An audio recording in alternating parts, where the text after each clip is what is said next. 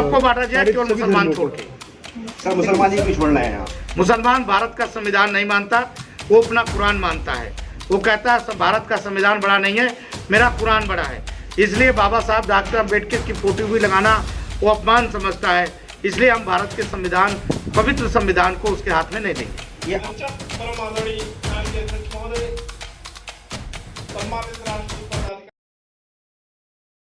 भारतीय बौद्ध संघ की राष्ट्रीय परिषद की आज बैठक है और ये 6 महीने बाद बैठक की जाती है।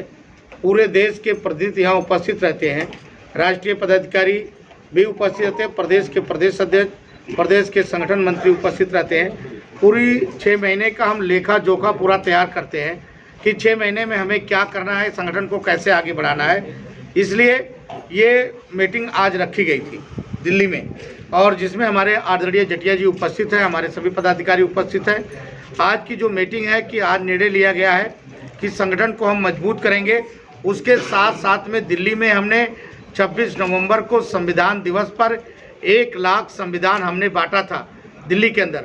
अब हम दूसरा शुरुआत करने मध्य प्रदेश जा रहे हैं, तो मध्य प्रदेश में इसकी शुरुआत की जाएगी, जिसकी डेट अभी जल्दी निर्णय हो जाएगा और सांची से ये किया जाएगा, और जिसका समाचन बाबा साहब डॉक्टर अम्बेडकर जी का जहाँ पे पर निर्माण हुआ था, वहाँ जन्मभूमि, वहाँ पे किया जाएगा।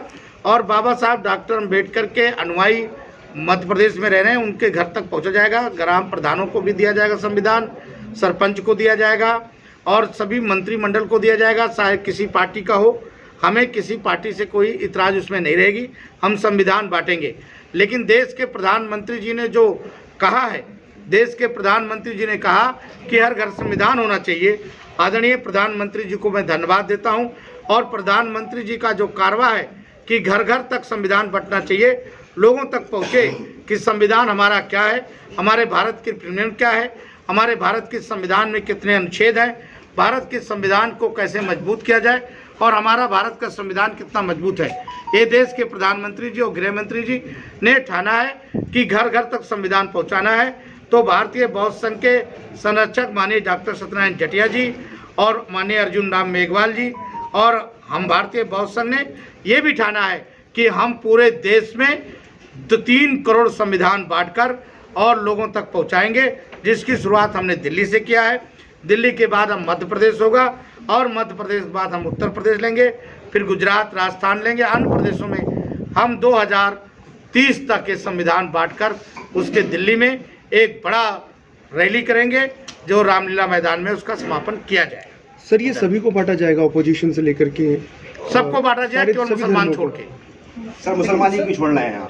मुसलमान भारत का संविधान नहीं मानता, वो अपना कुरान मानता है। वो कहता है भारत का संविधान बड़ा नहीं है, मेरा कुरान बड़ा है। इसलिए बाबा साहब डॉक्टर अम्बेडकर की फोटो भी लगाना वो अपमान समझता है। इसलिए हम भारत के संविधान, पवित्र संविधान को उसके हाथ में नहीं देंगे। ये आपका कहना है या किसी मुसलमान का मत है? कोई वीडियो, कोई रिकॉर्ड आपको मालूम होना चाहिए। आपको जो प्रधानमंत्री योजनाएं कर रहे हैं उस योजना को नहीं मानता। आपको कोरोना में देख लीजिए, उसने कहा मैं वैक्सीन नहीं लगाऊंगा। भारत का संविधान कह रहा था वैक्सीन लगाओ। भारत का संविधान ने कहा 3 तलाक खत्म होना, जो कहा 3 तलाक नहीं मानूंगा, उन लोगों ने 3 तलाक की भी विरोध किया। तो भारत का संविधान, हर देश का, यहाँ देश का मौलवी कहता है भारत संविधान बड़ा नहीं, मेरा कुरान बड़ा है। तो मैं आपको बता देना चाहता हूँ मीडिया के माध्यम से कि कुरान बड़ा नहीं है, संविधान बड़ा है। इसलिए हम आपको संविधान नहीं देंगे, हमारा पवित्र संविधान है। देखिए सवाल यह है कि जब संविधान बन रहा था उनके मेंबर मुसलमान भी थे, तो आप उसको नहीं मानते? देखिए संविधान जब बन रहा था तो उस समय मेंबर थे, लेकिन जब देश बंटवारा हो गया तो जब जिन्ना ने देश को बंटवारा किया, 2 टुकड़ा किया, तो बाबा साहब डॉक्टर अम्बेडकर ने शीर्ष साहब से कहा था कि जो मुसलमान देश में रहते हैं, देश में रहेगा, उसका अधिकार छीनना चाहिए। क्योंकि आपने बंटवारा कर लिया, दलितों ने बंटवारा नहीं किया, डॉक्टर अम्बेडकर ने बंटवारा नहीं किया। और बाबा साहब डॉक्टर अम्बेडकर ने पार्लियामेंट में संविधान के समय खुद बोला, जब संविधान की उनकी भाषण हुई तो उन्होंने कहा कि ये जो हमारे देश में बंटवारा हुई है ये सबसे घातक होगा। जो देश में मुसलमान रहेगा वो अपने कुरान और सही घर घर जो है बांटेंगे संविधान, आप कह रहे हैं मुसलमान को छोड़ देंगे? हम नहीं बांटेंगे। सर इससे सकारात्मक पहलू होगा, आपको लगता है सर? बहुत ज्यादा सकारात्मक पहलू होगा। क्या सकारात्मक पहलू होगा सर? एक हमारा पहला पहलू है। जैसे वो हमें कहता है तो हम उसको कहते हैं कि हम भारत का संविधान उनको नहीं देंगे। देखिए भारत की संविधान की शुरुआत जिस शब्द से बनती है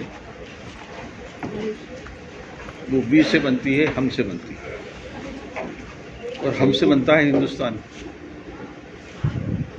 बोलने वाले ये भी कहते हैं कि ह से हिंदू और म से मुसलमान, परंतु यदि ये एका हो जाए, ये तो संविधान का अभिप्राय था ही था। संविधान के लागू होने के बाद आज हम जो दृश्य देख रहे हैं, जो बांग्लादेश में हो रहा है, जो पाकिस्तान में हो रहा है, वहाँ की जो आबादी हिंदू आबादी है, उनके ऊपर जो प्राणघातक हमले और लूट और जिस प्रकार से क्रूर अत्याचार हो रहे हैं, उसके चलते हुए इन सारी बातों का जो कहा गया है, ऐसा मानस यदि बनता है तो किसका दोष है? तो कुल मिलाकर के हम आज भी मानते हैं कि जो हिंदुस्तान का नागरिक है, वो हिंदुस्तान के प्रत्येक नागरिक को इस संविधान को समझना चाहिए और इस संविधान को स्वीकार करना चाहिए। परंतु यदि कोई खुल करके बोले, और मैं सोचता हूँ कि जब कोई पार्लियामेंट में जाता है तो वो संविधान की शपथ लेता है और उसकी प्रतिज्ञान भी करता है, तो कुल मिलाकर के उस बात को कायम रखना, उसको याद दिलाने के लिए। और यदि किसी को संविधान पढ़ना है तो हम मना थोड़ी करें, ये तो बांटने का काम है। हम किसको बांटते हैं या ये संगठन किसको बांटता है, यह तो इसकी अपने निर्णय की बात होती है उसकी। और किसी को संविधान पढ़ना है और संविधान पर चलना है तो इससे किसी का इनकार नहीं है। कोई चलना चाहे, संविधान को मानना चाहे, और यदि वो आग्रह करे कि हम संविधान को मानते हैं, ऐसी घोषणा करना चाहे, तो निश्चित रूप से सकारात्मक बातों को देखते हुए आगे भी किसी प्रकार के निर्णय लिए जा सकते हैं। परंतु आज की परिस्थितियों में अभी हमने इतना ही तय किया है कि जितना हम ये कर सकते हैं, क्योंकि हम अपने लोगों को तो बताएं, वो लोग अपने नहीं है ऐसा हम नहीं कह रहे, किंतु वो अपनापन तो बताएं। हम बंधुत्व भाव जो कहते हैं, फ्रेटर्निटी कहते हैं, तो फ्रेटर्निटी जो है वो बंधुत्व भाव की फ्रेटर्निटी दिखाई तो देना चाहिए।